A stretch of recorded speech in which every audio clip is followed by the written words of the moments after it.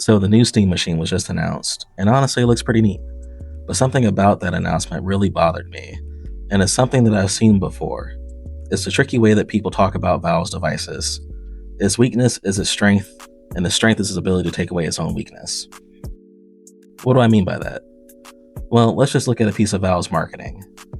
They're telling you that it offers a plug-and-play user experience of a console and the flexibility of a PC.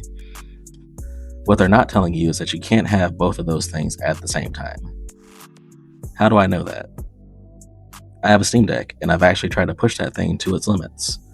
If you turn this thing on and go straight to Steam and only play Steam games, it's a pretty great and straightforward experience. But if you want to actually use your computer like a computer, multitasking, playing games from different stores, modding, etc., it's not straightforward. It's not plug and play. It's kind of a miserable experience, honestly. Way worse and more cumbersome than just playing on Windows. If I want my simple console experience, I have to stay locked into Steam. If I want the flexibility of a PC, I'd be better off sticking with Windows. And even that's kind of questionable with Valve devices, because Valve is very sneaky with its drivers. For example, Valve did not release drivers for the Steam Deck's controls. So if you install Windows on your Steam Deck, the buttons won't work, unless you're using Steam. That's weird, right? They use the ability to install another operating system as a selling point, but don't provide all of the basic tools that you would need to actually be able to use the hardware properly. And the new Steam controller is likely going to have the same problem, because they're saying that it works with any device running Steam, which means that it probably won't work for games being played on different stores. For devices that use flexibility as a selling point, there sure are a lot of barriers to that flexibility. And when people talk about Valve's devices, they tend to not take any of that into consideration.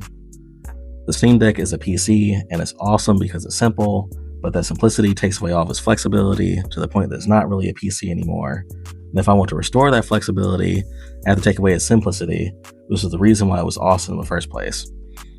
And you end up with an experience that is less simple and less flexible than just using Windows. So people will compare a SteamOS device to a Windows device and praise the Steam device for being more simple, ignoring the fact that it's heavily restricted compared to the Windows device. And when you bring up that point, they will tell you that the Steam device can become flexible, ignoring the fact that it loses all of the simplicity in the process. Its strength is its weakness, and its weakness is its ability to take away its own strength. I can see it now. People are gearing up to praise this new Steam PC for essentially just being a console. They're going to use its identity as a PC to justify its costs, ignoring the fact that SteamOS gimps most of its PC capabilities.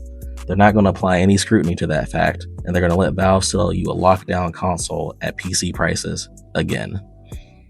But hey, Valve could just launch this thing at $500 and shut me up for the most part. Hopefully that's the case. Windows still better though. Well, that's all I have for today. Let me know what you think about Valve's new devices in the comments below. Thanks for watching.